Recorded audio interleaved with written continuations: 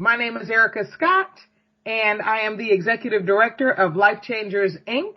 You are listening to the CNN podcast, and with me is my co-host, Sheila Hardy, founder and CEO of Because It's Personal. So, Sheila, what is our motto? Our motto is, where your nonprofit shines. Sheila, what are we talking about today? We have a guest today that is dear to my heart. She's a volunteer with Because It's Personal, Inc., and not just business. And CNN wants to tell her story. Her name is Candace Williams. She has a transformational story that any nonprofit in the prison reentry space really needs to hear. So, Candace, where are you from? Good morning, Sheila. I'm from Syracuse, New York. Born and raised. All right. Okay. So, where are you living now? I now reside in Macon, Georgia. All right. Macon, Georgia. All right. So, what brought you to Macon, Georgia? A change. I needed a change. In warm weather. Amen. All right. Amen. All right. Well, we want to know about your story because you are a part of Because It's Personal, and we want to know exactly about your transformational story. What brought you here, and how did you transform to where you are now? Well, let me start with just giving you just a little bit of background. I was an addict for well over 20 years. I ended up going to prison and doing 10 years at Bedford Correctional Facility. Upon my release, I resided at the YWCA. That in itself was a blessing because I didn't even apply to the YWCA. And at that time, it was a program that I shouldn't have been allowed to attend because of the nature of my crime and the length of my stay in prison. When I met with my counselor, she told me that 3 people came down from Albany, 3 people I had never met, had never discussed anything with, and told them I would be a good fit for their program. Awesome. So I became a resident at the YWCA in Syracuse, New York. During my time there, they hired me on as a cleaner for apartments. That was my first job there. And people would leave so much stuff behind. I just started putting stuff in a room. We had a basement where we had, dishes and furniture and that sort of stuff, but there was all these clothes and stuff that people were leaving behind. So we started putting it in one of the extra apartments. And I started organizing that, and Felicia, who was my counselor, came to me and she was like, I need some help. Got these ladies, getting ready for job interviews, so on and so forth. Some of them don't have things to wear. I want you to take them over to the rescue mission because they gave out free clothing. I was like, wait a minute. We got this stuff in the back, and some of it is pretty good stuff. So she was like, if they're willing to, we could wash it, pick them out some outfits. So we started doing that. And some kind of way, Channel 9 News got involved and wanted to interview me just for the YWCA program. And so I was one of the interviewees, and we took them up, and we had to organize this room, putting up clothes, and there was a couple of other ladies who we had dressed for these interviews. And while I was being interviewed, she said, that's a nice outfit you have on. I said, yeah. I said, it came out of the used clothes. I said, we got this room, with all these used clothes. And I said, and we take the ladies up there and we get them ready for their interview. And she was like, oh, well, that's a good idea. I was like, yeah, it's kind of like playing dress up in my big sister's closet. And my the senior counselor took it and ran with it. We started getting donations. Tractor trailer pulled up, donated a ton of clothes. People were calling in after they saw me on the news. And it just took off. One of my jobs that I got after I left. I was still working with the YWCA, but I became a banquet cook. Took the girls down for a job fair, and lo and behold, there was a head chef. The Marriott wasn't even open. They hadn't opened it.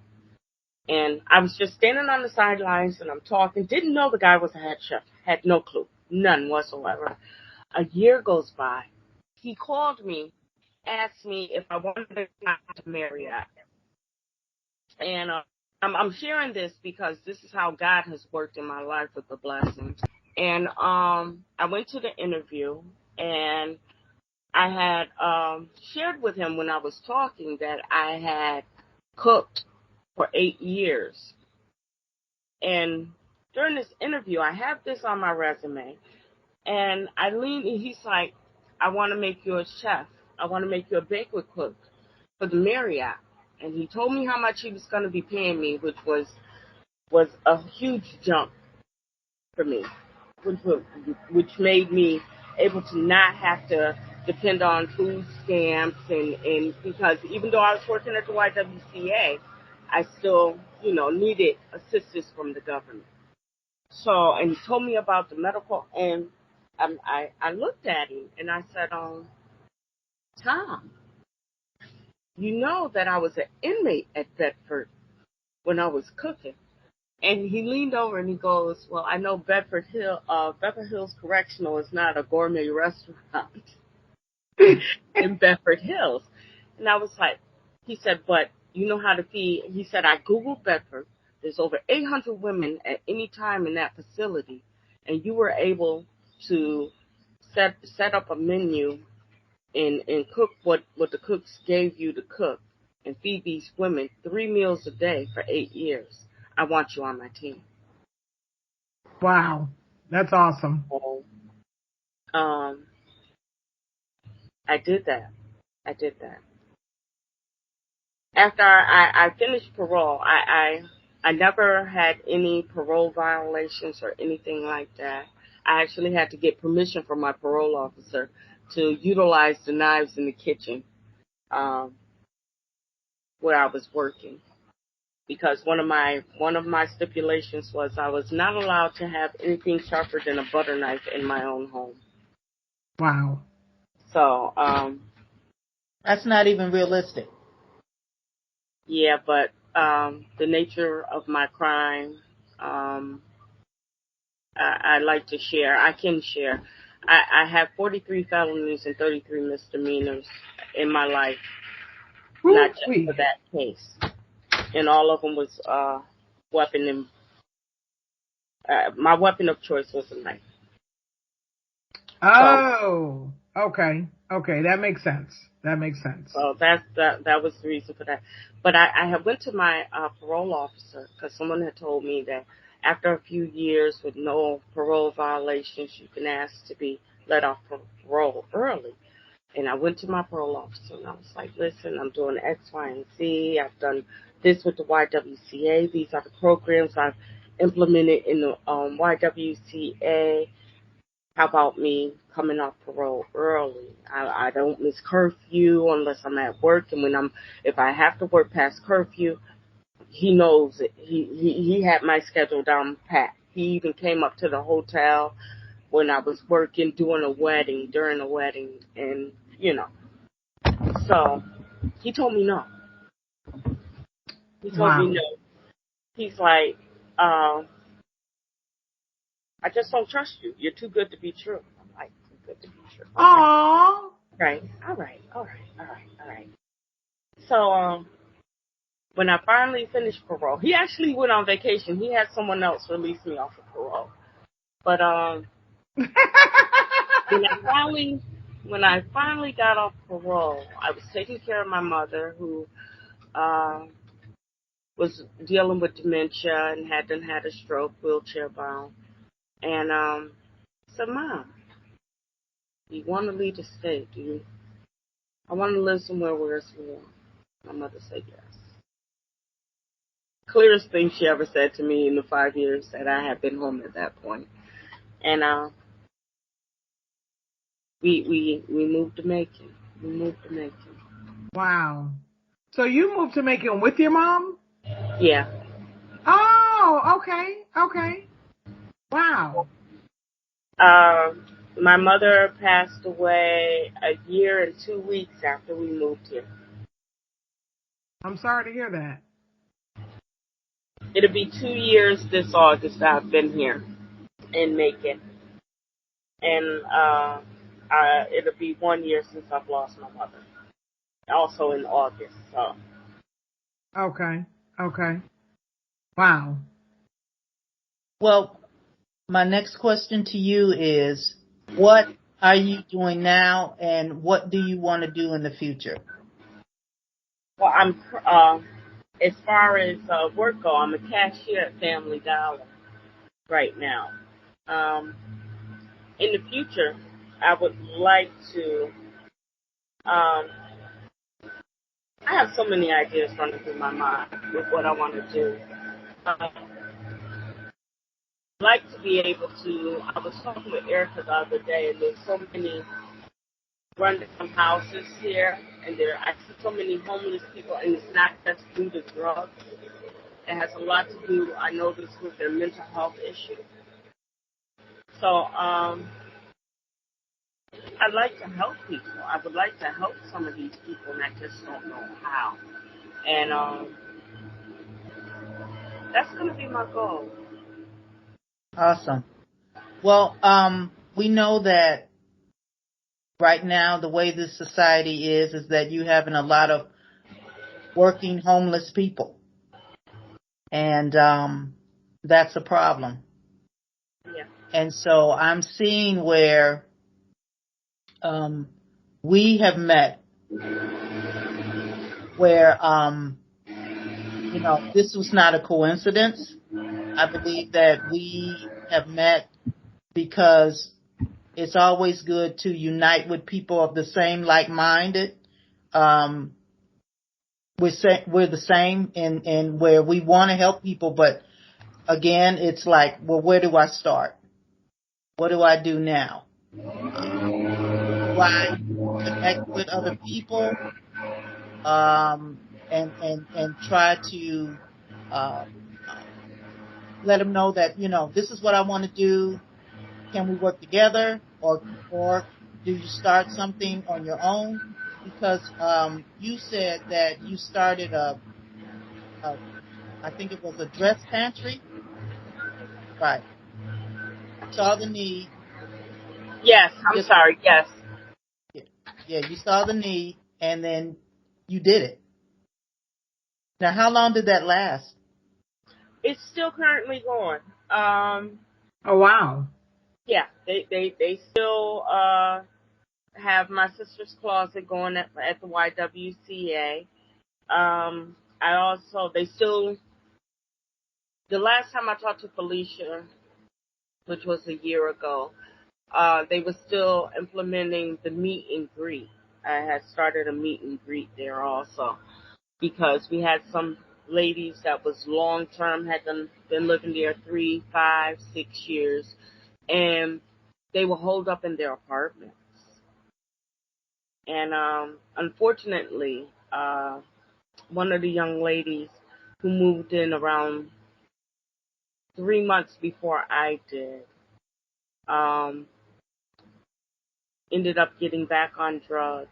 And while her daughter was at the mall with one of my daughters and her son was in the house, went in the bathroom, and she OD'd. There was another young lady that tried to commit suicide, and I was like, wait a minute, somebody's got to start checking on these people.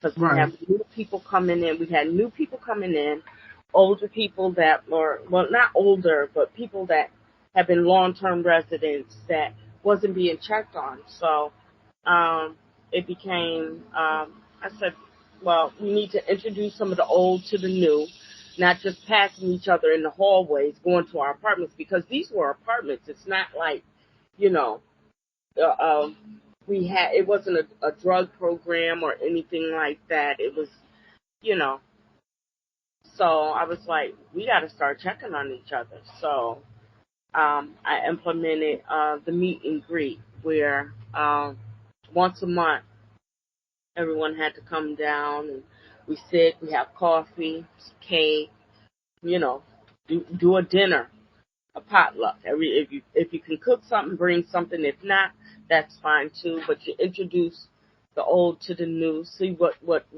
people are going through, what people are, you know, if they want to talk and communicate. If you see that way, you can lay eyes on people and see them. And sometimes you can see that someone's going through something, and maybe they'll open up about it, pull them to the side. You know what I mean? But that wasn't enough for me. So I also started doing movie night, game night, where every 2 weeks on a Friday night we either watch a movie, get some cards, play spades, you know, come down, do something. It wasn't mandatory again, but we let them know, listen, this is what we're going to do. We're going to, you know, because everybody didn't have the money. We're living in a shelter. Didn't have the money to go out or do things with the kids that was there in the program with us. You know what I mean? So let's get some movies. Let's pop some popcorn, bake some cookies, do whatever. You know, play spades. But yeah, because basically all you did there, you walk in, as long as you signed the notebook that said that you were in the house, because we had curfews. You were in your apartment. You know, the only person that really saw you was whoever was sitting at the reception desk that day. So you could come in at 8:00 in the morning and nobody would see you if you didn't choose to go out or whatever have you for days at a time. So there wasn't like any social work activity, you know, drug counselors, social work, doctors, nursing staff. No. Unless it was something like, unless you had meds, because there was some people that were addicts. So meds weren't allowed to be in your apartment. You had to come down to the desk. So unless you had meds or something like that, it really wasn't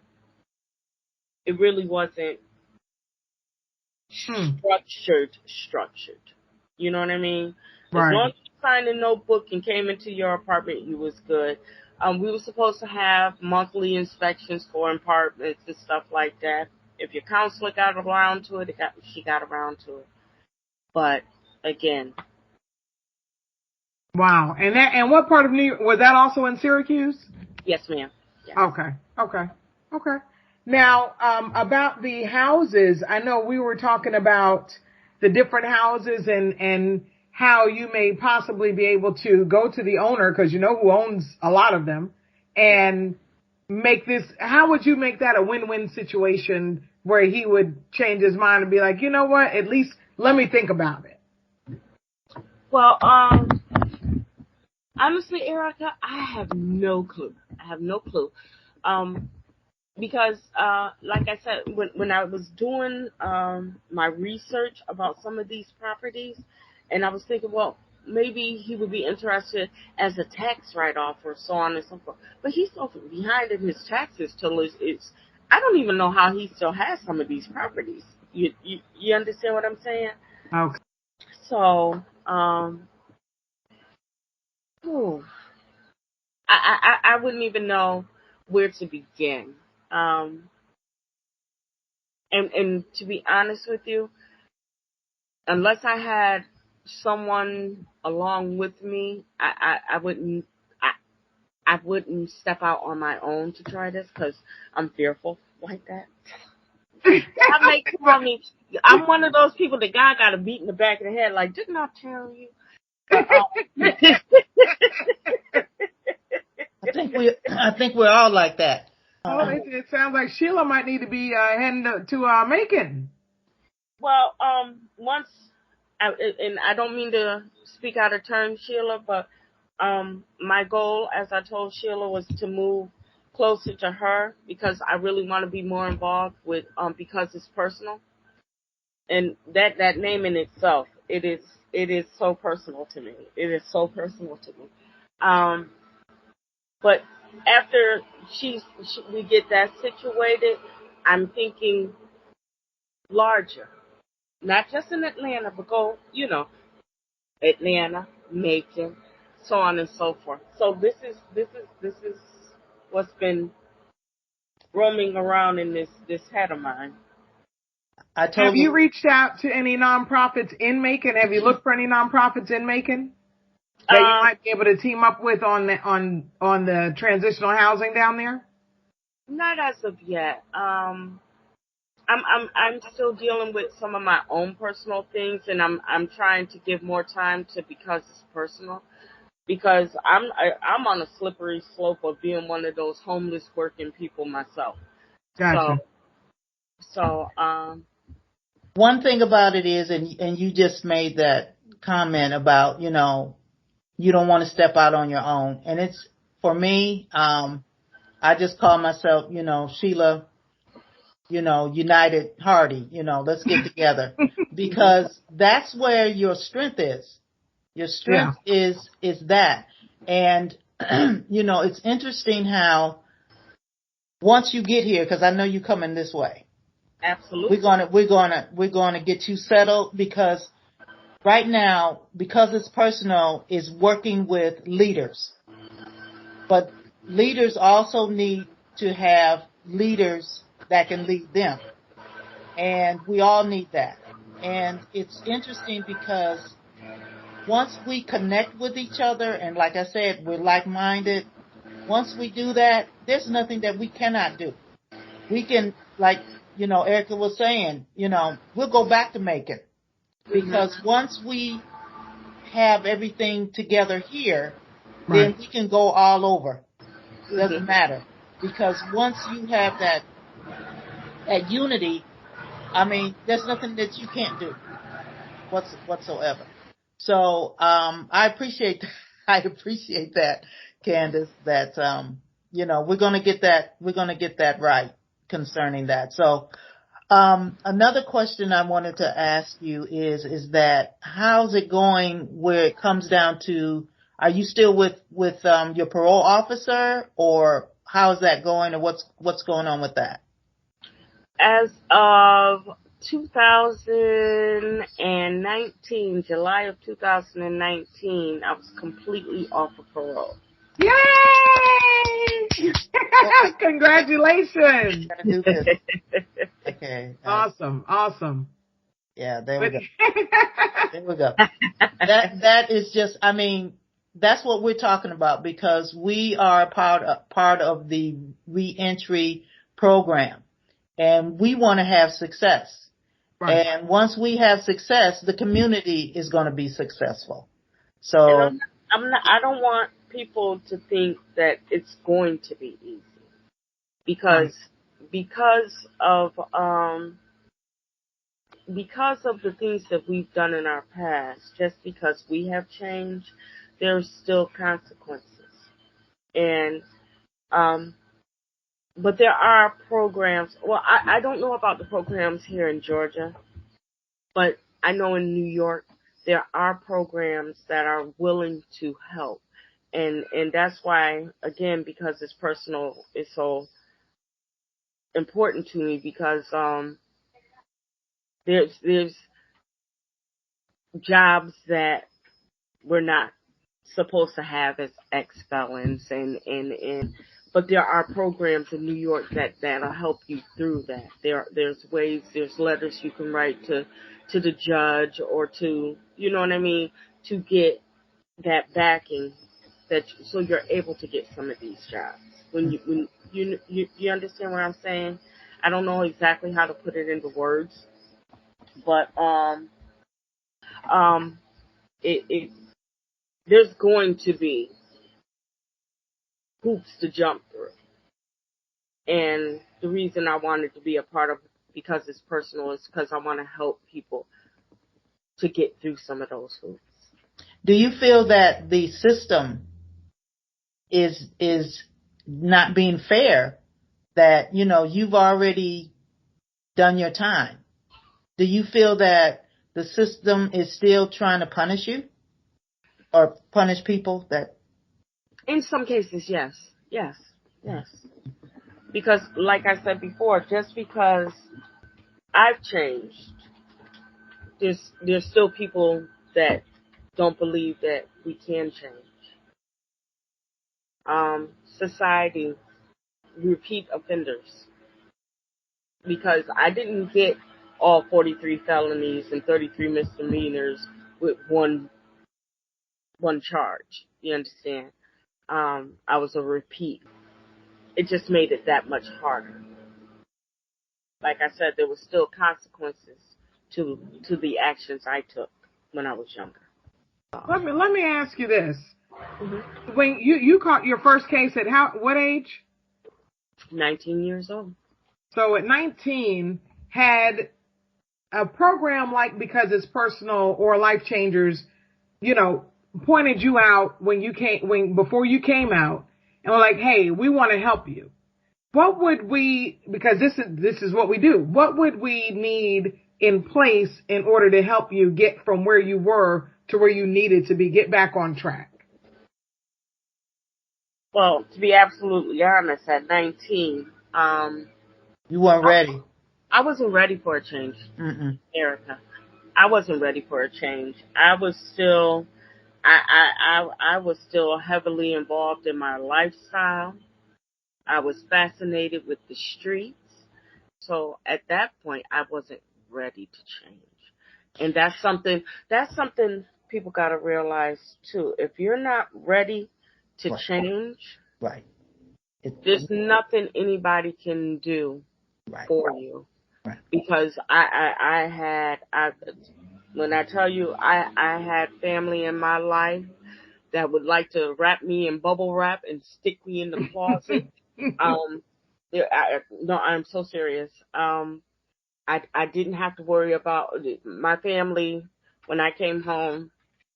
The first time I went to jail, I didn't have to worry about my rent. I didn't have to worry about what was going on with my child, because at that time I only had one.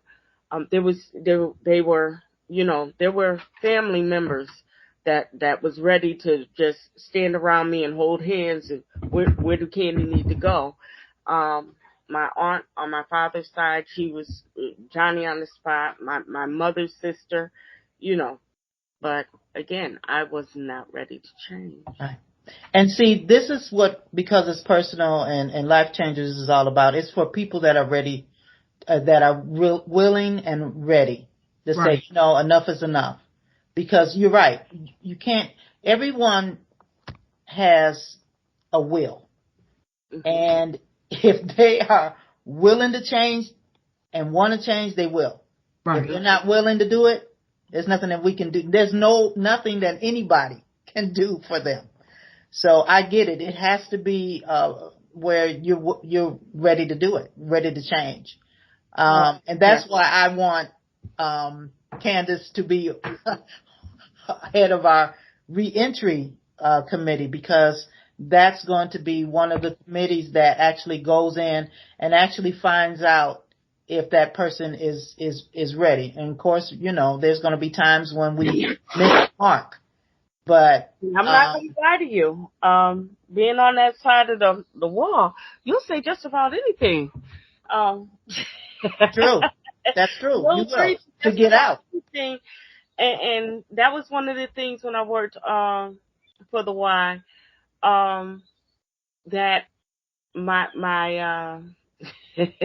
they couldn't pull one over on me. Oh, well, I can't do this because this, that, and the third. Well, I'm telling you, do X, Y, and Z, and I'll take you to get this, that, and the third, and we can move on from there. Oh, it's not going to work, da-da-da-da-da. So, and again, that's how I started sharing my story. That's how they getting me to share my story because I'm looking. Because there were some that didn't know that I was still on parole while I was assisted. And I'm like, I'm gonna break it. And once I told one young lady, she was like, "You're on parole," and I'm like, "Yeah, I'm on parole." I said, "So you singing to the choir, right?" Like, what we can do. I said, "But if I said I'm telling you, I'm willing to help you, and this is what we got to do, and you just keep giving me excuses. Basically, what you're telling me is that you don't want to do this. This Right. ain't what you want." I said, "So if this is not what you want, stop wasting my time." And my senior counselor was like, "Candy, you can't tell these people." I was like, "Why can't I? Why can't you be honest with them? I want them to be honest with me. Why I can't be honest with them?" Right. True. So I totally agree. And that's why, because it's personal, it's going to be personal with people that want to change, that don't want to go back out there, that wants to change their life. And we're going to know about that because we're going to put together a team that is like, okay, let's be honest. You're not ready. Right. And that's okay. Because I would want to help someone that's ready to get this and go out there. I want those go-getters. You know what I mean? Like, this is what we have to offer if you're willing to do the work. You know what I mean? Right. So, okay. Let me ask you this then. Okay, at 19, you weren't ready. When you came out from doing the 10 years, I'm assuming you were ready, right? Yeah. Because you weren't back. Okay, you haven't gone back. Okay. So I have not committed any crimes to my knowledge other than a speeding ticket not too long ago. But, and okay, even after then, 10 years, when you came out of that gate, what was the first thing? You had family though, right? I did and I didn't. You need to explain that. Go ahead and explain that. That you did and you didn't. Mm-hmm. My family was willing to do for me, but I needed to prove something to myself. There you go. I needed to do this not only to prove something to myself, but to show my kids who was out of my life for so many years that this can be done. This isn't the way you gotta live.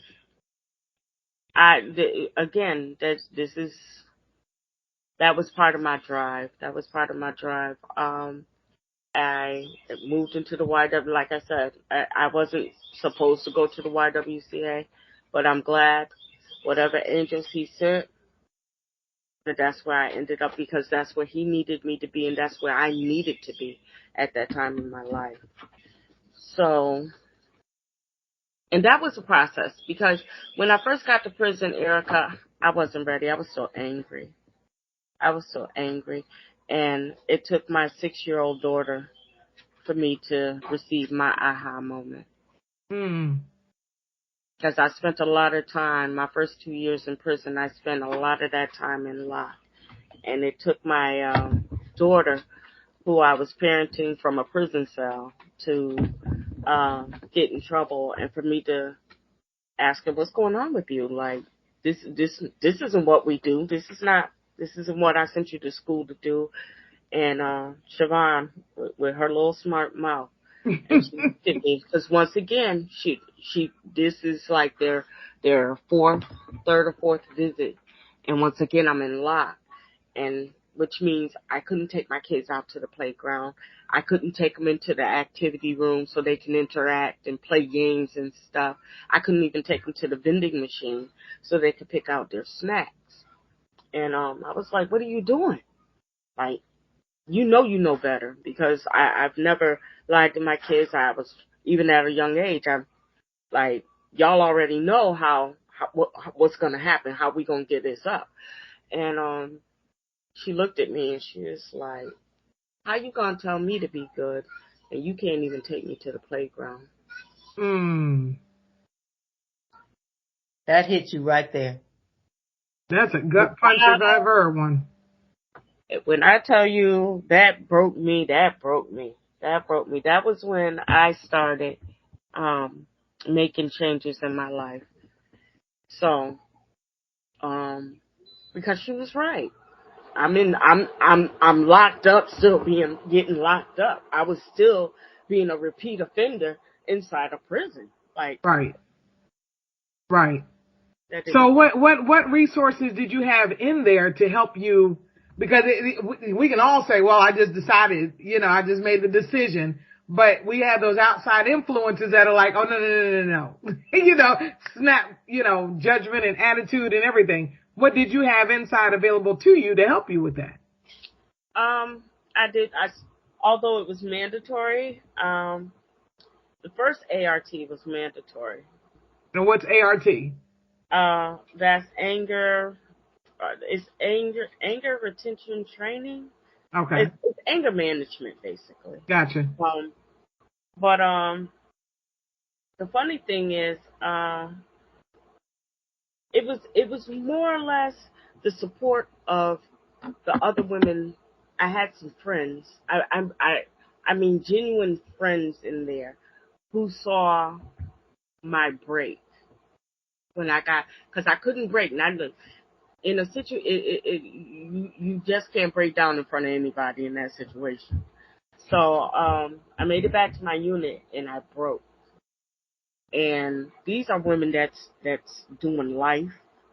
Hmm. Some are doing life, some are doing 75 years. These and they were going to college. At that time I didn't have my GED. They're going to college, they're doing this, they're doing that, and it was like, so what are you gonna do? And I mean they weren't gentle with it. They use some profanity like, B, what you gonna do? Yeah, you gonna cry, gonna go out there, and as soon as somebody say something to you, you Right. got all this anger, what you gonna do with it? Right. Well, what do you mean? Just what I said. You can go to the mess hall and make your money, but you might as well do something with your mind.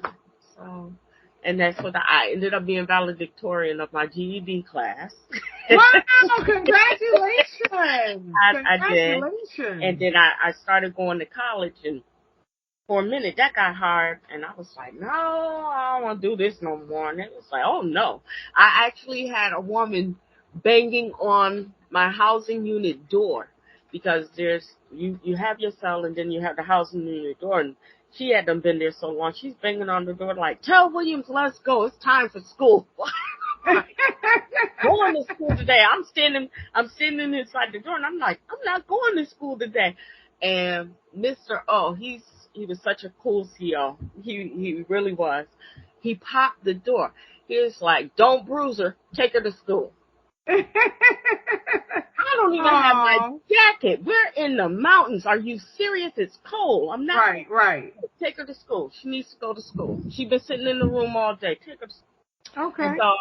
And that's what you were talking about. This is what you're talking about when it comes down to people are like-minded, because they knew what to do in order to get you to where you needed to go. Right. Because one thing about it that I've learned working with therapeutic foster children, there were some kids that I could speak pretty nice to, and they were okay. Mm-hmm. Then some of them, it was like, oh, they were used to a certain roughness. And so what I had to do is I had to change the the way I spoke to them in what they were used to. Mm-hmm. And I got what I needed to get out of them because that was what they were used to. And so I had one of the people that were on my team that was from, of course, working for the state. And there was this one time I had talked to this young man, and I talked to him in a rough way. And the counselor, I'm going to call him a counselor, the counselor said, Miss Hardy, you're not supposed to talk to them like that. And I said, okay. So I knew not to talk to him like that while this other person was there. Mm-hmm. But that's what got them going, because that's what's familiar to them. Right. And that's what they needed at that time. And then what you do is just like God. He'll go where you are. But he's going to bring you out. He's not going to keep you there. Right. Does that make sense? Absolutely. Absolutely. Yeah. So the principle of that, I'll go where you are, but I'm also going to see where your heart is. Mm-hmm. Because what happens is it's interesting because you're two people.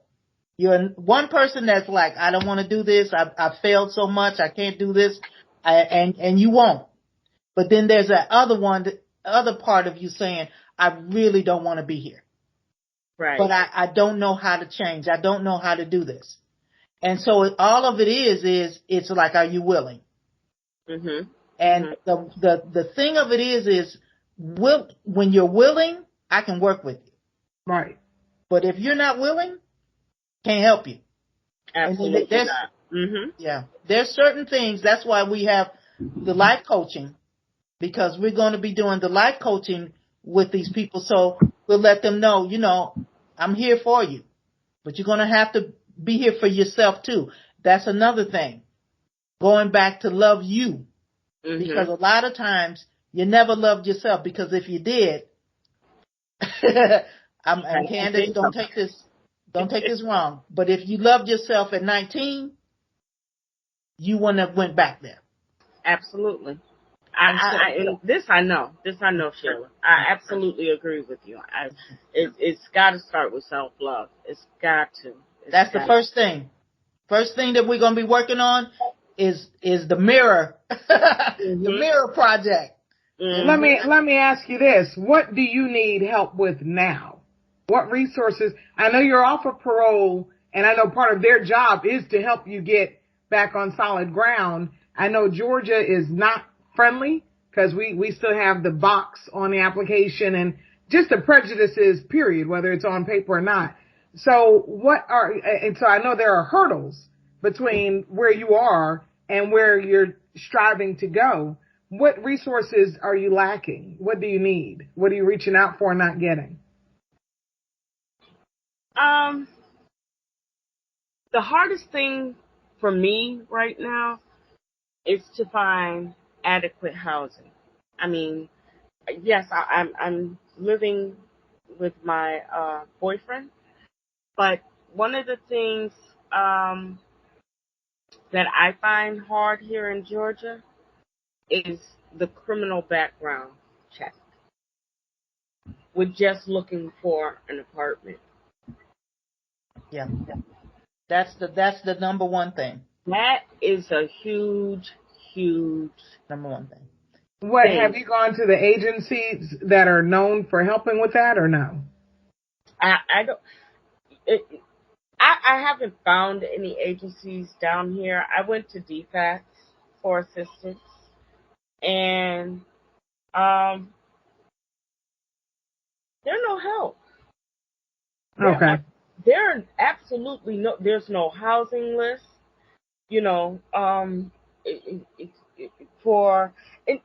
And again, I know I got to get out of the New York mind frame of thinking in their government and stuff.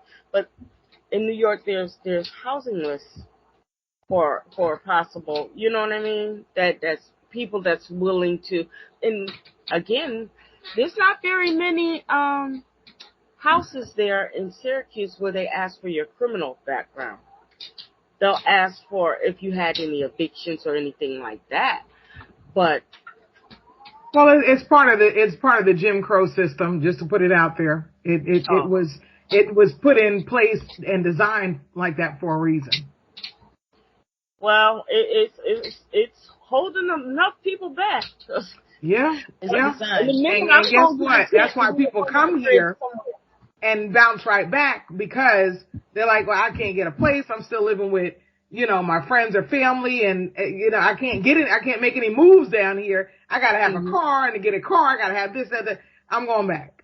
That thought has gone through my mind numerous occasions.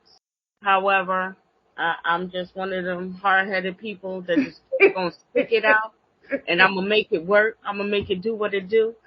I just have to find, with any situation, you just have to find the right, because that door closed. I know there's a window or a side door over here. Somewhere I can get in. It's just where there's a will, there's a way. Always, always. And Where there's God, always, there's a way. You don't even have to have a will. He'll point it out. You're like, okay, you ready? Absolutely. Yeah, there is an answer to everything.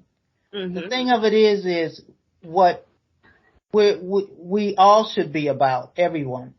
We all should be about calming ourselves down, getting to ourselves, and just listen. Right. But see, the way society is programmed, or the way society is, it's not for you or us to just calm down, just to relax. It's to go constantly. And look at our children.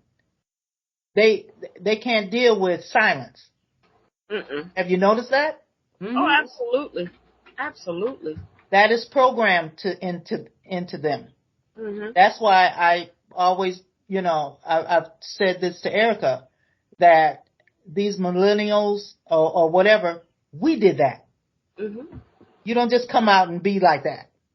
Right. My children, my grown children, accuse me of turning my grandchildren into old people, because they'll get up on the couch with me, and we'll be watching TV. They get their pillow and they cross their feet like they nana, and we'll watch TV. But you're Right. like, she's just sitting there. Yes, she is.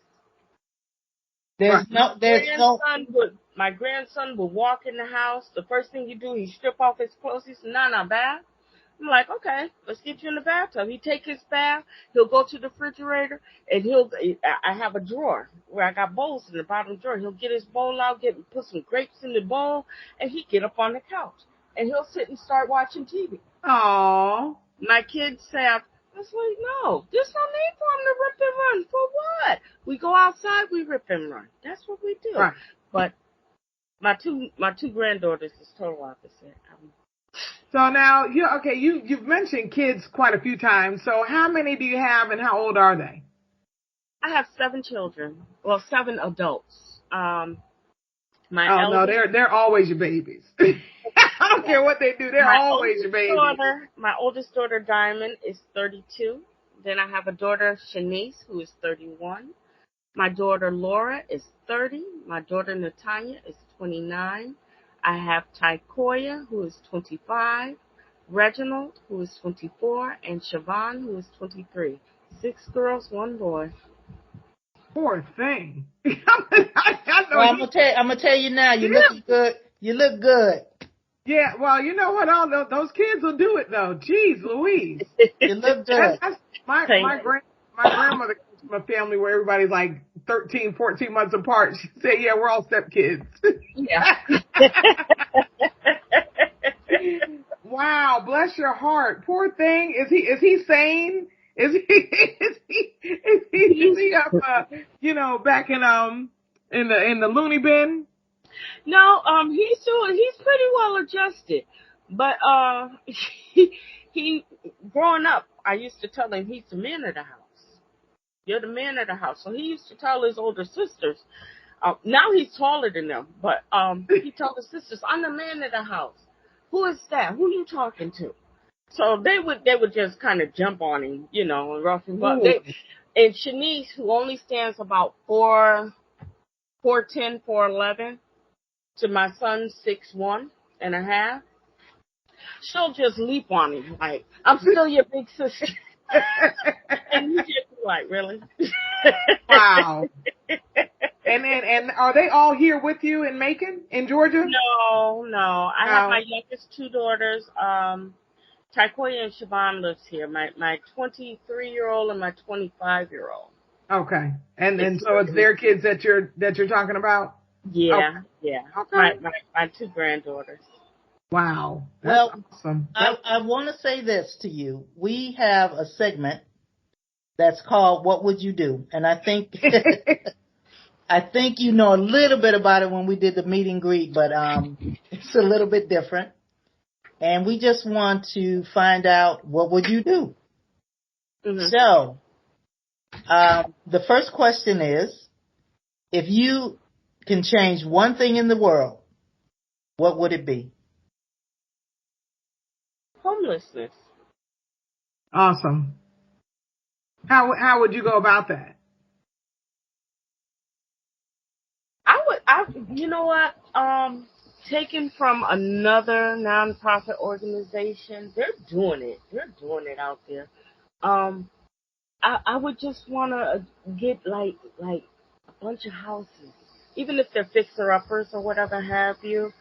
And if you can work on your house, you know what I'm saying, help to do something. And I'm not saying it has to be rented out. You know, your rent would go towards you owning it. You know what I mean? Right. So then your kids will have something to pass on to their. You understand what I'm saying? Right. Well, that's biblical. That you don't just do for you do for your kids' kids. Right. Okay, that's awesome. Okay, the next question. Other than your family, health, and friends, what are you grateful for? I'm grateful for God. Amen. I'm grateful that I had a family member that was willing to take the time to teach me. I knew about God, but to break it down and you know, and friends that show me, okay, you can do this. If you commit your life to Him, that's it. That's it. And who is that family member? Give them a shout out. My Aunt Dawn Cosby. Sister Dawn Cosby. Okay. I've heard about Sister Cosby. That's my best friend. Hey, that's all right. That is my aunt me should be weary from praying for me, because, baby, when I tell you she stayed in prayer, she stayed in prayer. Beautiful, beautiful. And I will tell anyone, like a spiritual leader now, I will tell spiritual advisor. Yes, between her and Miss Sheila Hardy, those are my go-to. Those are my buffers. I got my aunt on my right side and Sister Hardy on my left side. And when I'm going through it, Erica, that's who I go to. I go to them. I go to God first. Yes. When I be like, listen, how am I supposed to hear him? Or how do I know that this ain't my thinking? I need to know. Right. And, it's not just your background that has you, needing that help. We're all needing that help. So that's awesome. I am so proud of you. I don't know about Sheila, but I've had those family members that have done that kind of time and never got right. So, bless you. And you continue being that bright, you keep plugging into Him so you can keep, we got to get that light from Him. We got to get that energy. It's like plugging into a light source, because we have to be that bright beacon of light for our kids, because some of them's going through the same things we went through. And, and for those others, not just our own kids, but the other ones that are looking at us. We have family members who they want to come out, but they want to see how you do first. You see what I'm saying? Yeah, they know they need to do something different, but they want to see how she gonna do first, And so we never know who's looking at us, but we got to stay, on track. And you stay plugged into Him, and you'll be all right. Well, we have another question. Okay. All right, you ready? All right. What would you do if you knew you could not fail? Oh my goodness. I would start getting these houses. I really would. If I knew I could walk up to that man and he'd be like, you know what? Here's the properties. That's what I would do. It sounds like we might need to work on your faith. Sheila, you working with her on her faith? Oh, it's there. Cause it's there. I'm not working on anything. It's there. It's just, it's coming out.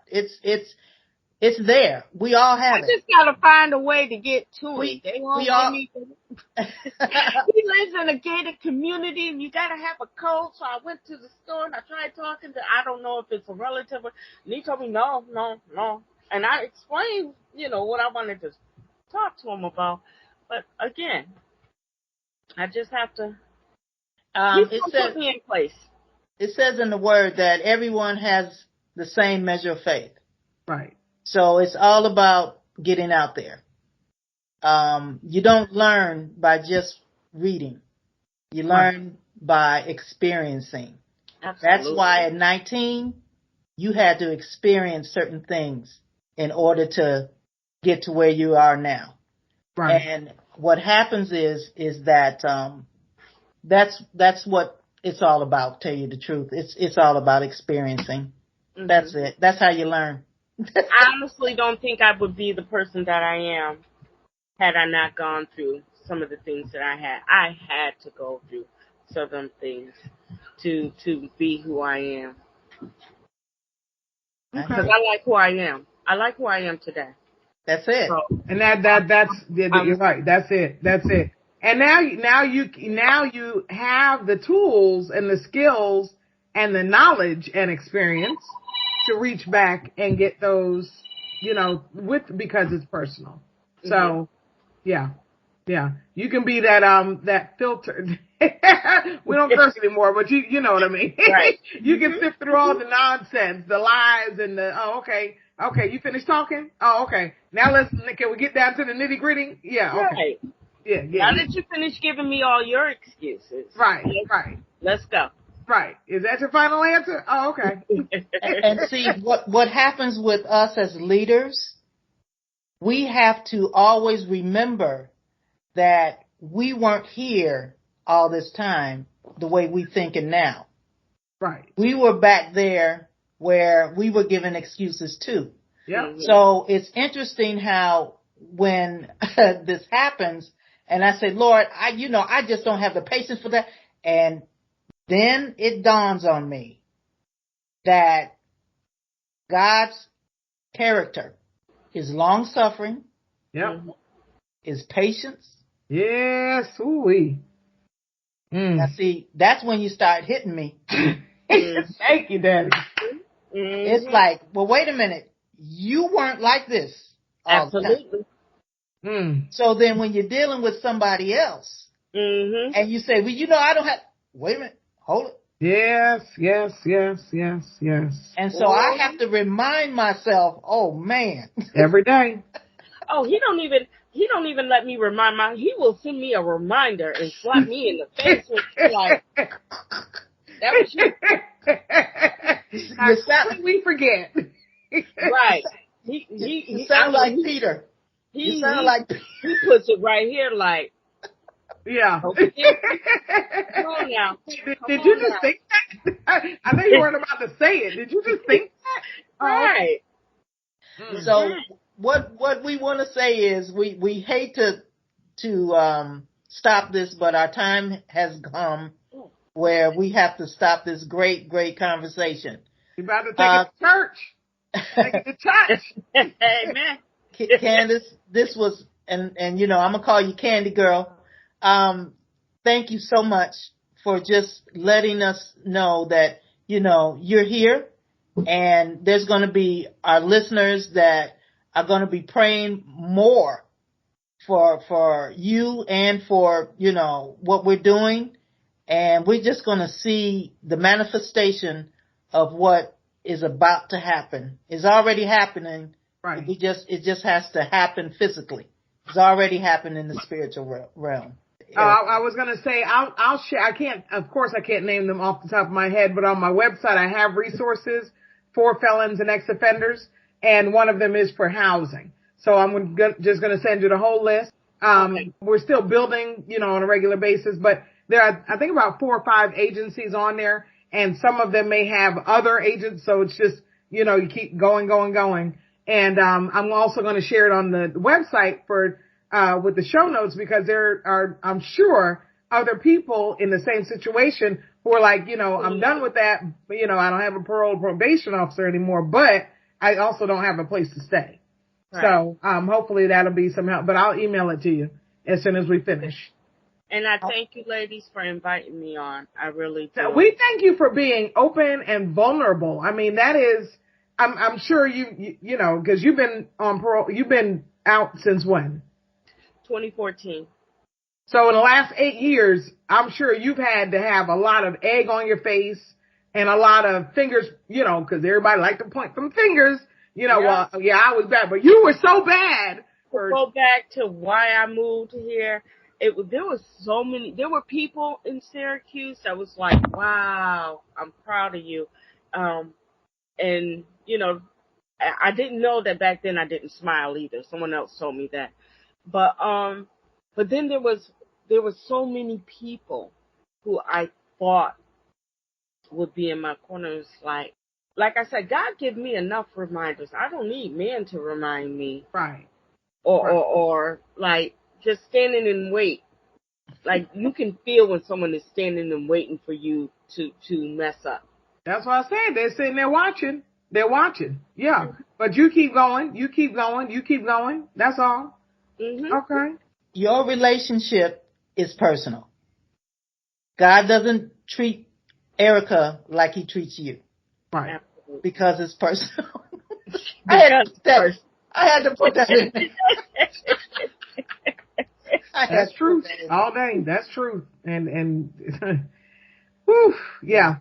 Well, for anybody who is interested in coming on to the show, we invite you. Please go to the website, thecnnpodcast.com, and click the Be a Guest tab. If you're interested in advertising with us, then please go to the website and click the Advertise with Us tab. And as always, we want to thank Ashley of Greater ATL Web Design for helping us market the CNN podcast. And if you're interested in working with her or having her market your podcast, your blog post, your website, your nonprofit or for-profit, whatever you have going on, go to our website and click on the Advertise with Us, and you will see her information there, how you can get in touch with her. Be sure to mention the CNN podcast if you want that killer discount. So with that, we're going to say, when you change the way you look at things, the way you look at things change. This is Sheila, Let's Connect Hardy, and Erica, I'm on fire Scott. You add something to it today? I don't know. You can do whatever you want to do. And as always, be awesome and be blessed.